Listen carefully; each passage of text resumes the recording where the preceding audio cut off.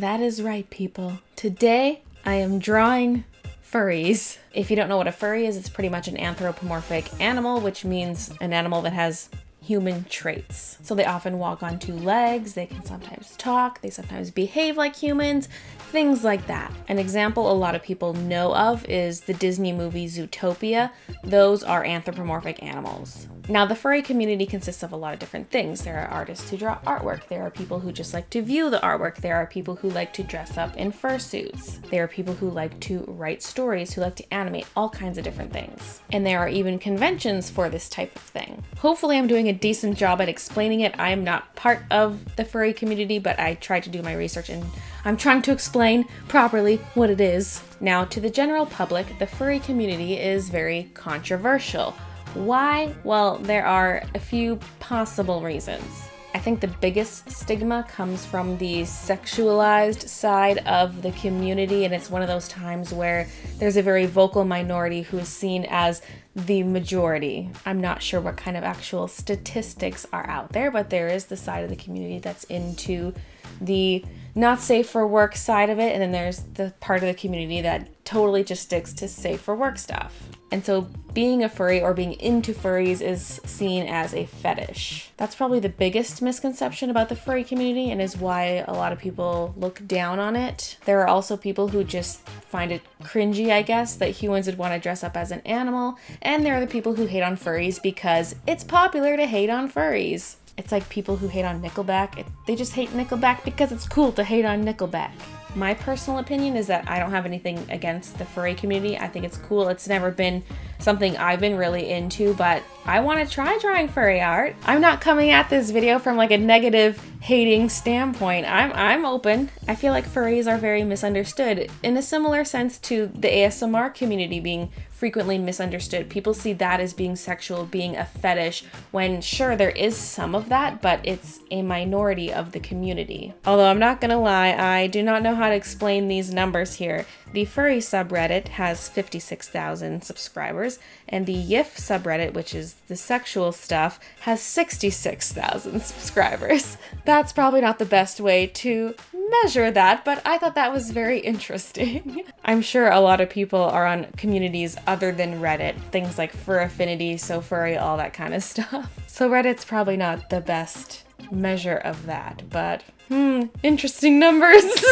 So what a lot of people like to do in the furry community is create a fursona, which is a play on the word persona, which is a persona of you as a furry. I mean, it's not necessarily you, it's just a character you're creating. It might be you, it might just be a character that you create. So the traits of your fursona might be based off yourself or might be based off what you would like to be, or it could just be a different character entirely. Like a lot of people have multiple fursonas. It's pretty much just like an OC, an original character.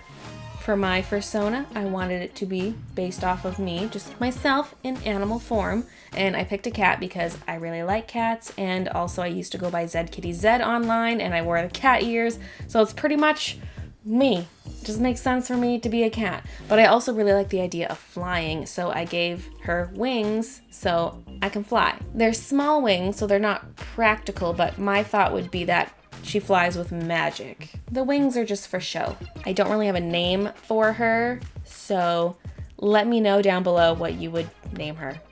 For colors, obviously there's pink in there because I love pink and I have pink hair. Then I also incorporated a lot of white because thinking of pink and cat made me think of Marie from Aristocats, so I wanted a similar color palette. I also added in a bit of yellow for the eyes and the wings. And you know what? There's no turquoise in this. Shocker! But I mean, it is shocking because everything I do is pink and turquoise. Also, I decided to give her spots because I thought it would look cool and because I have spots. I have vitiligo, so I literally have spots on my body. Most of it's on my torso and legs, so you don't really see it, but there's really only this patch on my neck that's visible most of the time, but I thought I'd incorporate that. Also, my character is just naked. Some people put clothes on characters, other people don't. I like both looks, but I was thinking more of like, what if this was made into a fursuit? I feel like most fursuits I've seen pictures of, people don't wear clothes with them. Again, I'm not part of the furry community, so I don't want to like speak on their behalf, but just based on my research, it seemed that like most people in fursuits don't put clothes over top. Some do, but a lot don't. Plus, I just like the idea of being able to see the fur pattern and not cover it up, because even if you were creating a character that you were going to clothe or maybe swap out their clothes, you would need to know what their fur pattern looks like underneath the clothes in case they switch it up, like from a t-shirt to a tank top or something. Different parts of the body would be visible. So you need to at least know the base pattern, I guess, maybe. For the hair, I didn't want it to cover the cheeks because I wanted to see the entire silhouette of the head.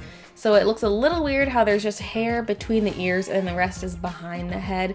It's a little awkward, but I didn't want to bring any strands forward in front of the ears because, like I said, I didn't want to cover the cheeks. Then for the hands, people do different things for hands. Sometimes it's just paws. Other times it's kind of a hybrid where it's more like a human hand, but it has some characteristics of paws and the fingers are thickened and have claws and things like that. I just went for straight up paws for mine. Then for the feet, it can go two ways because normally for a cat they walk on their toes and that's called digitigrade, and then there's also plantigrade, which is when the foot is flat like a human, and a lot of people do draw their furries with flat feet. Some people, like, it goes both ways, but I like the look of the flat feet, so that's what I went with. When it's drawn that way, the legs look more human instead of having the curves of an animal leg. Really, there's the same amount of joints. It's all about how the creature's standing. What's the one horses do? Like unguligrade or something? I can't remember. I can't remember all these terms. I learned them so long ago. Yes, it includes both odd-toed and even-toed ungulates,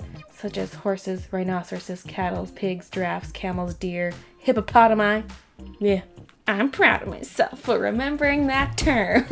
But yeah, I actually really enjoyed working on this art, and I was really concerned it would not look good at all, but it's one of those times where I'm actually pleased with the outcome. I'm really glad I did all that practice sketching in the beginning because the first few faces I drew, whoa, especially the very first one, it was not good. But I felt like I got the hang of it pretty easily. What I did for the structure is a circle for the head, and then I'd do two ovals on the sides for the cheeks, and I'd follow that because that was the biggest thing I noticed was how prominent the cheeks are for a lot of furry art. Really, it depends on the animal and on the artist's style, but it's just something I noticed was common. That's a big reason why I didn't want to cover the cheeks with hair. One thing I did notice with the furry community is it seems like most people draw dogs, like coyotes or wolves or hyenas, foxes, things like that. Seems to be the most popular type of creature. And there are others. There are birds and dragons and cats and bunnies. Really any animal is fair game, but I feel like anything that is roughly canine is very much the majority. It makes me wonder why. Like, why dogs are the most popular? I don't know. Maybe someone in the community can enlighten me. One more thing about my design. I added a cutie mark. Is that frowned upon? Is it considered like stereotypical or something beginners always do when they draw furries? Because I don't know, I just wanted something to put there and I was like, yeah, cutie mark, totally original. One thing I will say about this drawing I did is that it made me feel more comfortable drawing animal faces because I don't draw animals all that often, and I feel like when I do, it's either super simple cartoony or it's a little more on the realistic side, like my original Mr. Bun Bun. So it was fun to draw something that was more of an in-between and something with more facial structure. Anyway, let me know what you think of my fursona and how you think I did. I'm especially curious to hear from people who are part of the furry community. What do you think about the things I said? How accurate is any of it? And how good is my fursona? It was fun to branch out and try something new, and I'm hoping I can try more new art things in future videos. Inflation art! Thank you so much for watching, and I'll see you guys in my next video.